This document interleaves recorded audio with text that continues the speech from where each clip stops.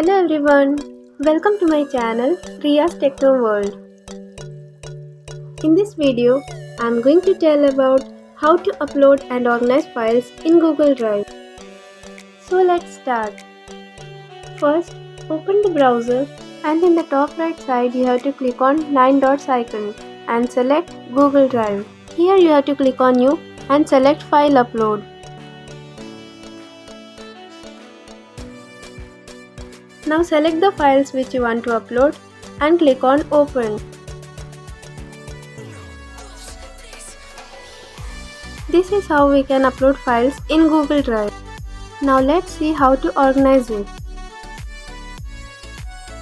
First, right-click using your mouse and select New Folder.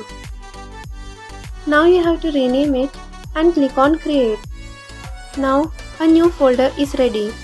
To change the color of the folder, right-click on it and select Change Color. Here you can select any color which you want in the folder. Now drag the files using your mouse and drop it in the folder.